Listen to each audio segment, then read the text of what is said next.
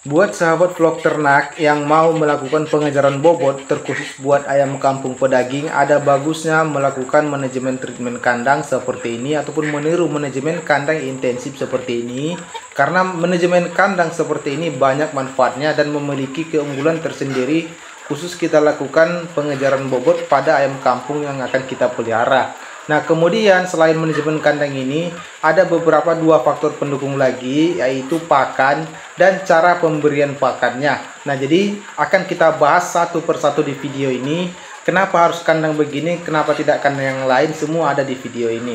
Nah, ini dia indukan kita ada di luar juga. Akan kita bahas juga nanti sedikit tipis-tipis lah ya. Assalamualaikum warahmatullahi taala wabarakatuh. Apa kabar sahabat vlog ternak?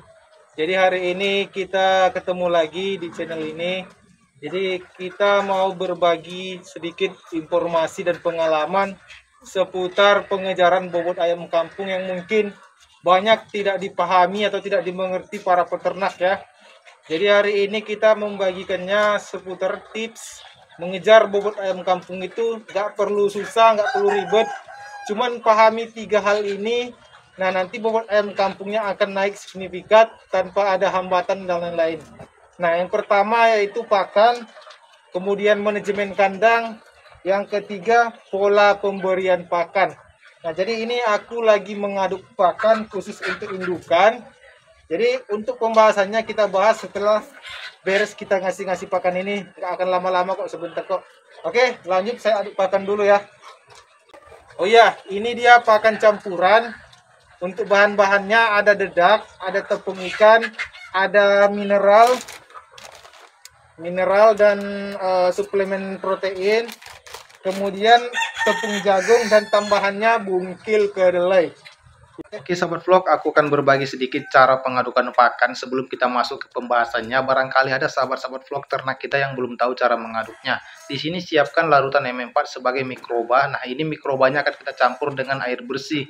Untuk takarannya satu tutup botol M4 dicampur dengan 1 liter air ditambah dengan 1 sendok molase seperti gula pasir ataupun gula merah. Nah, setelah tercampur kita adukkan agar semua air dan mikrobakter serta gula-gulanya tercampur merata. Kemudian kita tuangkan ke dalam campuran pakan dengan bahan-bahan roncum yang sudah kita sediakan tadi. Nah, ini dia hasilnya. Langsung kita berikan ke indukan sembari kita membahas mengenai tips pengejaran bobot. Cuman pakai 3 hal ini pasti bobot ayammu langsung melonjak tinggi drastis. Oke, ini adalah indukan dari ayam kampung yang ada di farm kami. Untuk jumlah populasi indukan kami sekitar 200 ekor. Nah, ini untuk jenisnya ada KUB dan AKY. Nah, jadi di sini untuk melakukan pengejaran bobot ada 3 hal yang harus kita lakukan ataupun kita terapkan di kandang kita. Di luar daripada 3 hal ini ada juga yang harus kita perhatikan. Pertama-tama untuk melakukan pengejaran bobot sebaiknya kita memilih bibitan ayam yang bagus dengan kualitas memang terjamin khusus buat pedaging ataupun memang dia ayam untuk pedaging lah ya. Ada sebagian memang dilakukan pun pengejaran bobot dengan treatment terbaik pun dengan pakan yang bagus sekalipun, kalau memang bibitnya tidak mendukung sama saja dengan bohong, tidak akan pernah tembus targetnya. Jadi untuk melakukan pengejaran bobot pastikan bibitnya selalu mendukung dan memang benar-benar untuk khusus ayam kampung pedaging. Untuk jenis-jenis ayam kampung pedaging sudah banyak beredar di pasaran, salah satunya KUB sudah menjadi primadona di khusus dunia perayaman. Ada juga ayam sentul, ada juga ayam AKY dan ayam joper juga ada. Bebas sahabat-sahabat vlog ternak tinggal pilih mana yang cocok dengan harga di kantong kita, itu yang kita ambil. Nah, jadi untuk di farm kami biasa menggunakan AKY dan KUB. Nah, ini adalah kandang pembesaran kami. Nah, ini bisa menampung sekitar kurang lebihnya 10.000 khusus pembesaran. Nah, jadi kembali ke pembahasan tadi, untuk mengejar target, faktor pertama dan faktor pendukungnya adalah bibit yang unggul. Nah, bibit yang unggul ini terkhusus buat pedaging, saya rekomendasikan seperti ayam kampung joper, ayam sentul dan juga ayam KUB. Cuman di sini di farm kami menggunakan ayam AKY dan ayam KUB itu dikarenakan ayam ini adalah ayam Dwiguna. Kenapa saya katakan Dwiguna? Jadi ayam KUB itu nanti bisa di jalur pedaging dan juga jalur petelur. Sama juga dengan AKY bisa di jalur pedaging dan bisa juga di jalur petelur.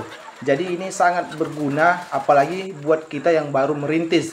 Sewaktu-waktu kita sudah membesarkan ayamnya, sudah masa panen. Nah, kita mau melanjut ke proses selanjutnya seperti fase indukan.